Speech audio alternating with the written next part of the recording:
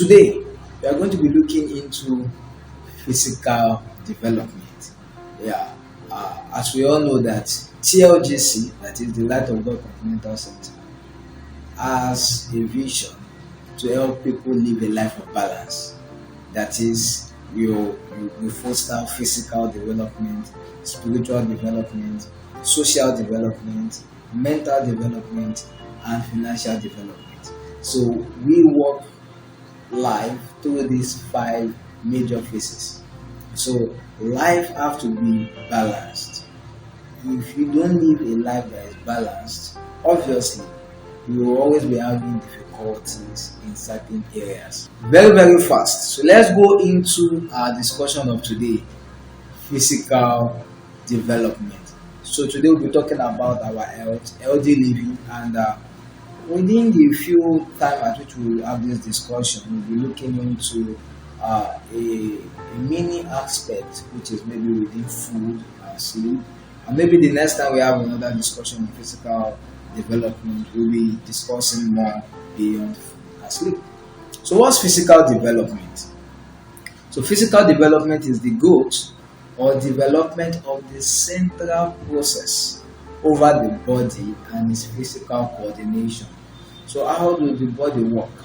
Is there a certain way the body needs to be for it to function best? That's where physical development goes. Now, are there certain things that can alter the efficiency of the body? Within the concept of physical development, we understand this. So physical development on its own is majorly you managing the body. How do we manage the body that it becomes at its very best and also can be at ease? You see, life needs management. In any area of our lives, management is very necessary. Take for instance, when you were a child, you were always very happy. So a child of 5 years, you will need to do something to stop that child from being happy. So because everywhere is blooming for the child is jumping here, is running there, is laughing here. But now, if you take the graph from when you were a child to this present state, is your happiness growing or is coming down? Now, I'm asking, is the level of your happiness growing or is coming down the curve? If everything we claim to do is in the pursuit of happiness, then why should it be that the happiness seems to be tilting down? So a person thinks if he gets married, he's going to be happy. A person thinks if he gets the car, he's going to be happy. The other person thinks if he gets the house, he's going to be happy. But it seems as if with all these old possessions, happiness still begins to dwindle down the drain. How then do we help ourselves to see that everything we do becomes effective? Now, for you to be happy and grow that way, you need to be able to understand management.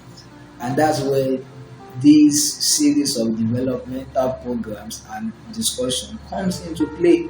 So today we'll be talking about physical development, as we said, and we'll be talking about health.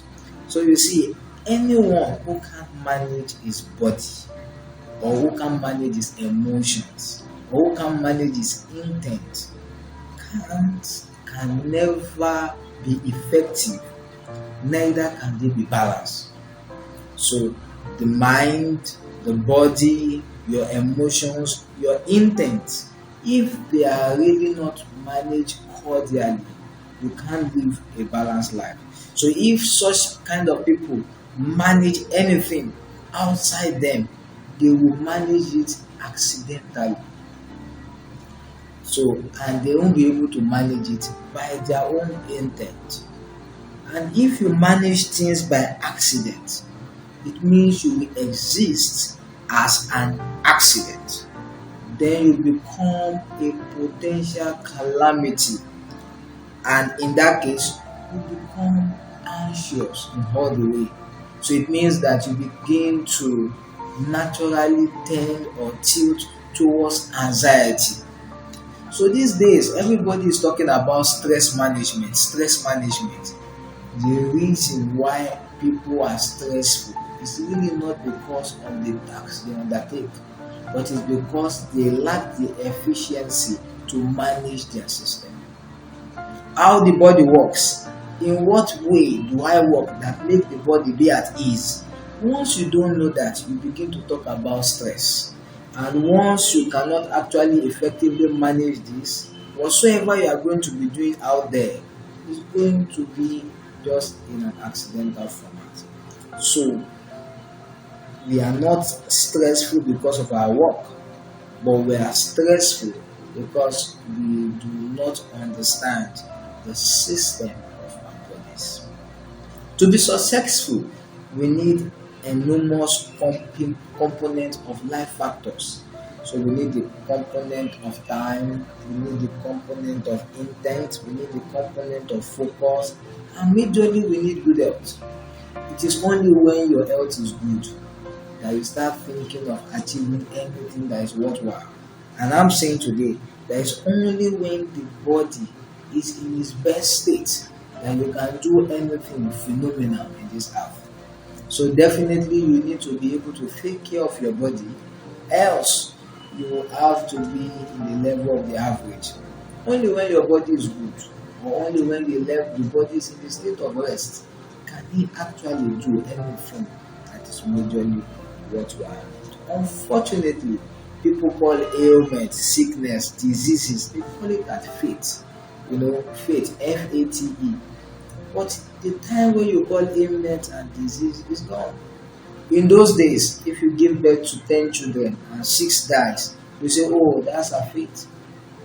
Many times in those days, if you die at the age of 20, you die at the age of 30, oh, they say, oh, that's his fate. The people of China were without water for years, and we said that was their fate. But no more now. Things are changing. We now have very large level of knowledge. So now, if you die at the age of 20 or 25, you already know what was the cause. It isn't your fate. It was just that you were living and killing yourself at the same time. You see that the understanding and the knowledge, the influxes of knowledge in our time has brought about a change. So also in your health, you need to be able to have the understanding of how this thing works. People go to school and we study different cases apart from anything that relates to us. If you go to school, you can have PhD in biology, in the study of lizard, in the study of cockroach, in the study of bones. You can have PhD in that, PhD in the other way. But on this, nobody has even a degree in it. And unfortunately, without this, that which is outside becomes calamity or accident. Now let's quickly read our scriptures, so we'll be able to understand this thing from the realm of the scriptures. In the book of 3 John chapter 1, so 3 John chapter 1 and verse 2. Beloved, I pray that you may prosper in all things and be in health, just as your soul prospers. So Paul prayed that we be in health. Paul prayed. 2 Timothy chapter 4.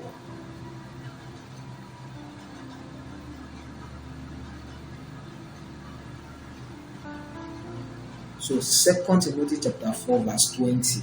The scripture says, Erastus stayed in Corinth, but Theophilus I have left in Miletus sick. So here was Paul with some of his disciples, with some people who they work ministry together. Scripture says that one of them was sick, and Paul had to leave him because he couldn't do anything for the work of the ministry. Now the question was this: why didn't Paul pray for him?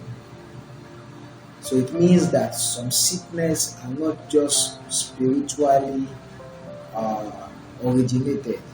Some sickness can just be from the mismanagement of your own health. And that's why it's very necessary that we understand the seasons of physical development. So physical development is the process that fosters you to live strong. When we talk about living strong, it's not about you building muscles, but it's that life happens to you here. That life happens to you. So you could have muscles and be a half life. But when life happens to you, you understand that yes, this physical development. So one major thing that actually is a component of physical development is the food.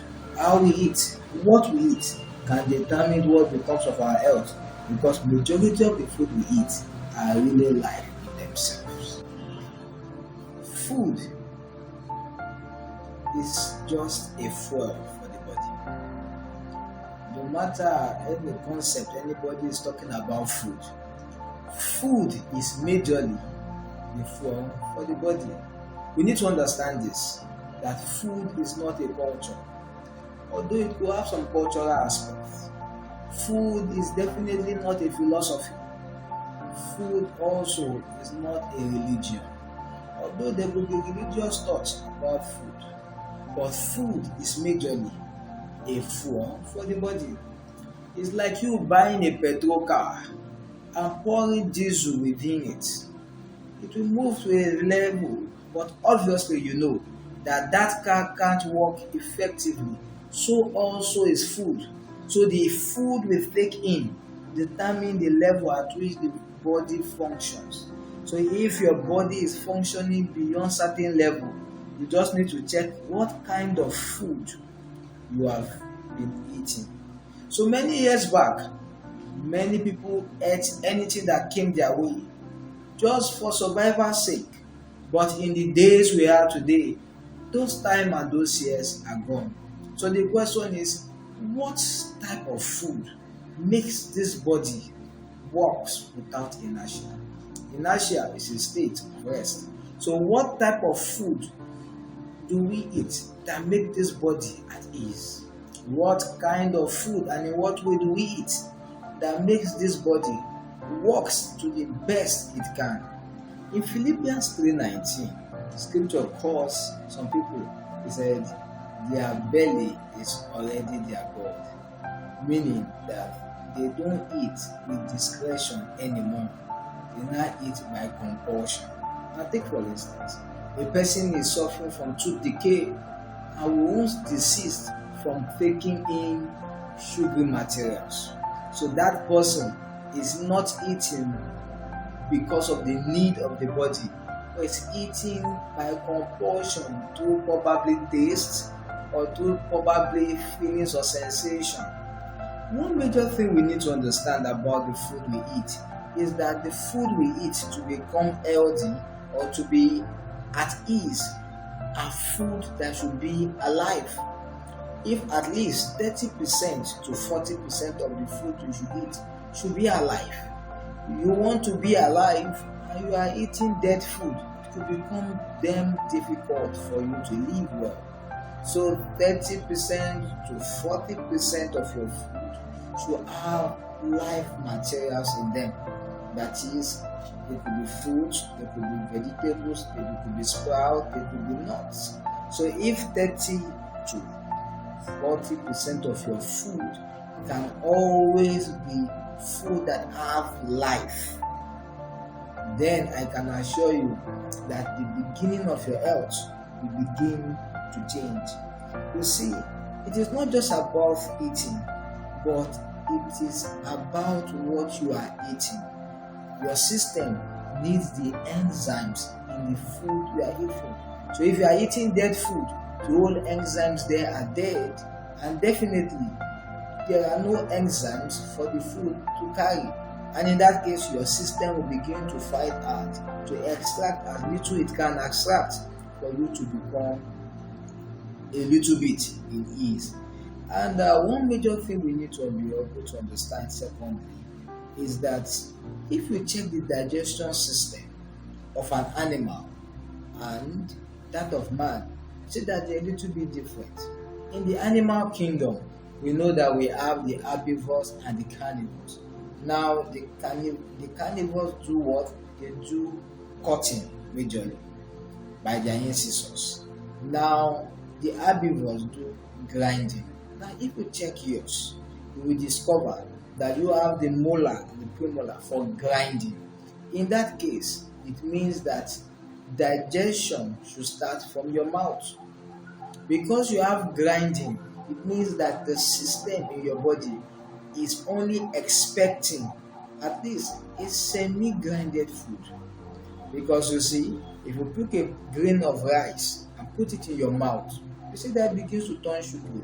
Why? Because there is an enzyme implanted in your mouth. So, but these days, one major thing is that we just keep swallowing the food or just gulping it down. So, but digestion first takes place in your mouth. So we do grinding for the sake of survival. Now we, the men who we call omnivores, we do both. But majorly looking at the system and the structure of our alimentary canal, we are to chew our food before swallowing them. Now, one major problem is this. I said earlier on, the system needs digested food.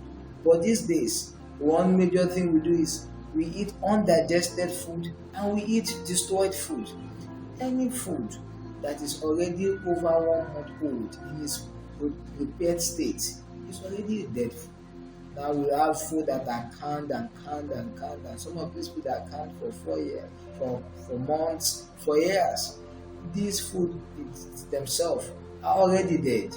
Now you give your system undigested food, you give your system dead food, and you want to live at ease. It is not possible. The digestive canal of an human being, an average human being, is 5 to 6 times the human being himself.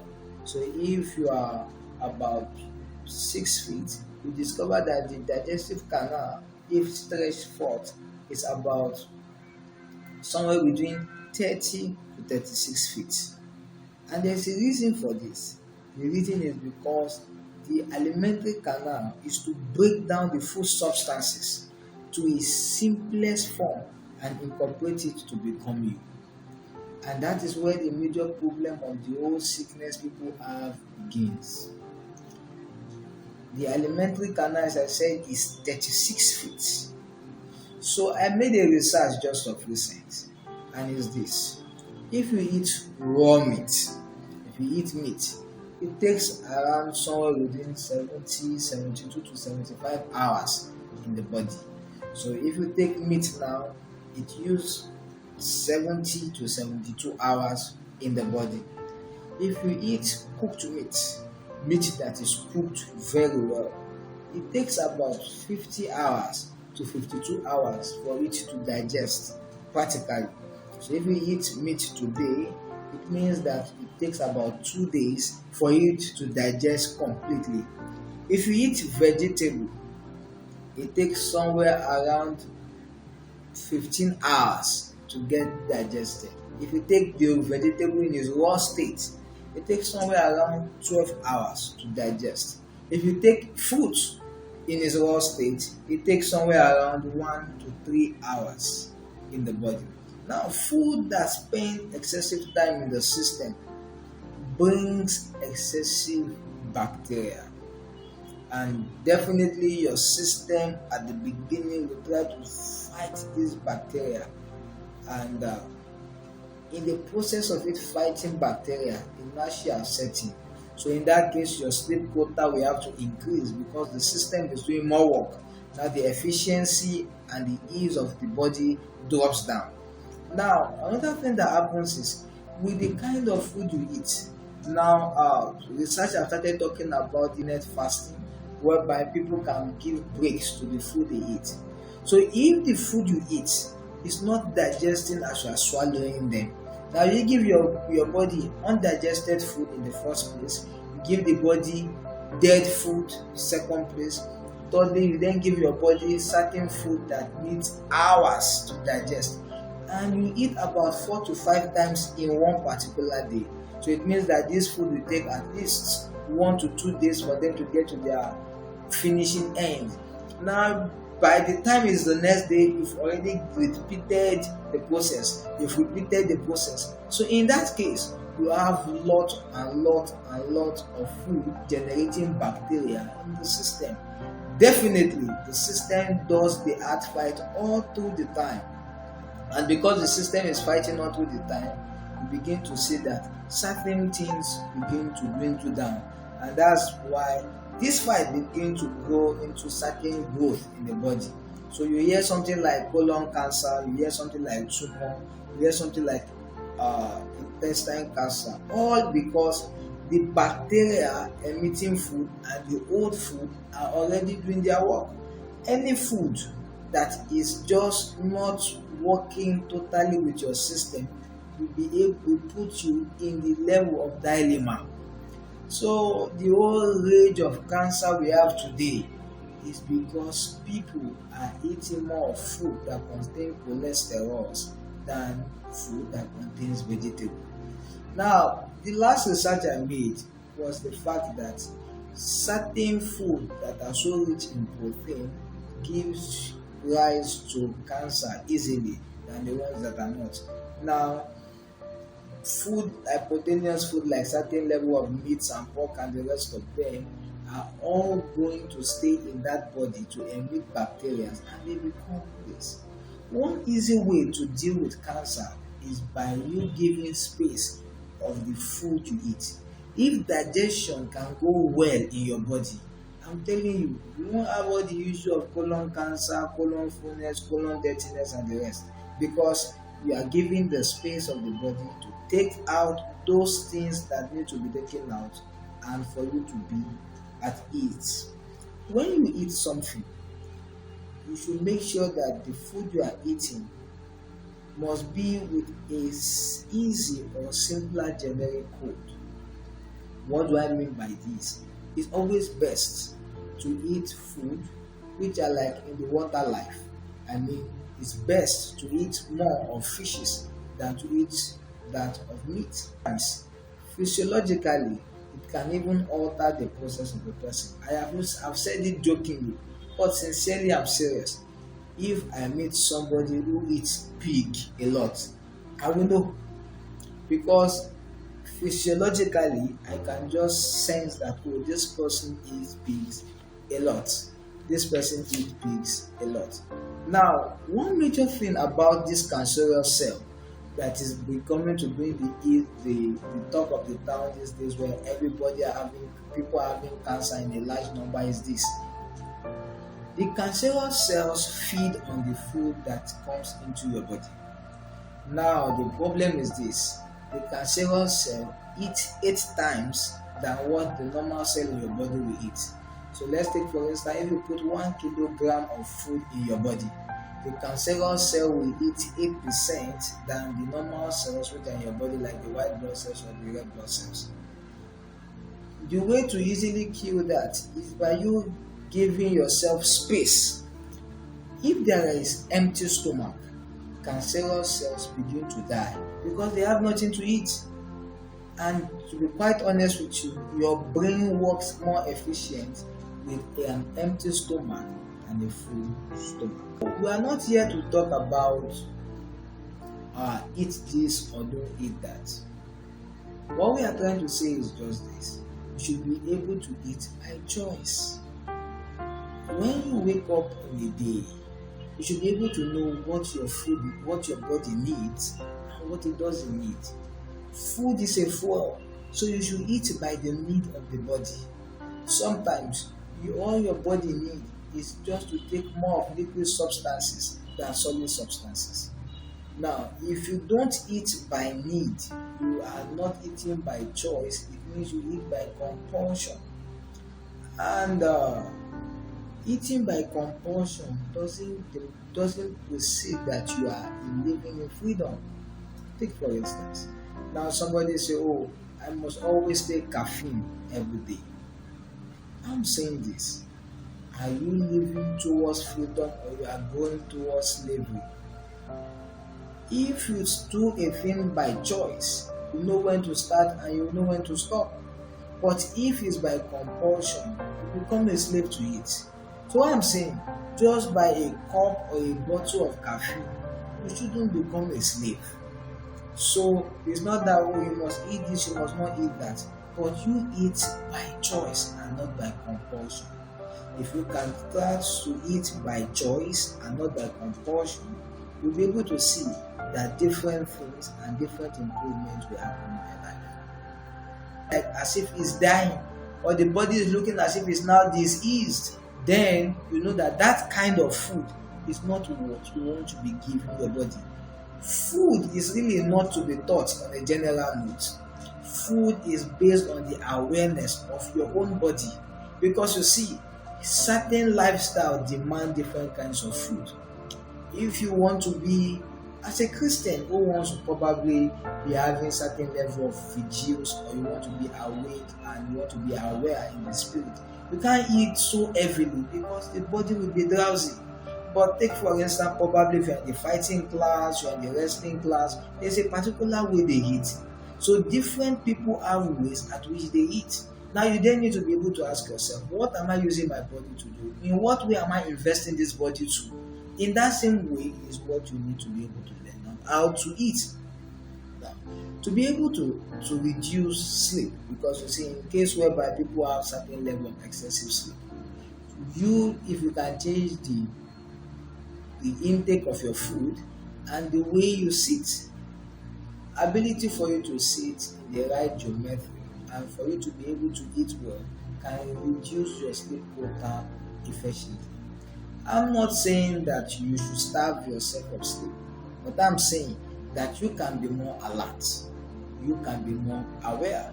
Our exploit in life is determined by the level of our awareness. You can't be aware if you are not awake. Sleep is maintenance of the body and its restfulness. You see, take for instance now, if you are running, let's take for instance you are running and running, your body feel exhausted. The reason your body feel exhausted is because the level of energy in the body is already dropping.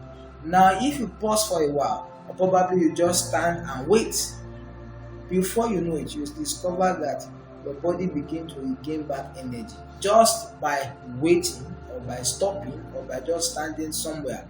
That is called restfulness. Sleep is actually within the quality of rest and not within its quantity. So a person can sleep 5 hours and it's okay. A person can sleep 10 hours and is still feeling drowsy. No one can actually enjoy sleep.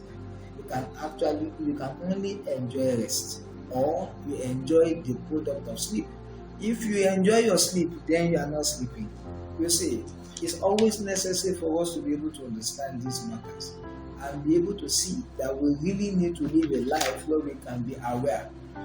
If you discover that people don't experience life, that is, they are not sensitive to life. People are really just egocentric in our world, but they are not sensitive to life, because the life matters within them that will help them to be aware is just drown. So today, we need to ask ourselves, to what extent do I eat? How well do I eat? At what extent? You see, some people have thought that having a pot belly, or just going beyond certain level, is the way human beings should be. No, we are not to alter the state. Human beings were made to be straight. So you see, people who just have, they're just, they can't just hold themselves and they are just, and you say, no, that's not the state. If you are in that state, it means that the body is altered, and obviously we can't be able to do effectively as we ought to. So whether they be fatness, whether they be just cholesterol intake, it's time for you to say to yourself, I want to live well, I want to make sure that I'm healthy, and for that, I'm going to watch what I eat. I'm going to make sure I eat food that are alive. I'm going to make sure I don't eat disrespectful. I'm going to make sure I'm eating food that are only needed for the body. If you do this and practice this within few weeks or few months, I can tell you will begin to live healthy.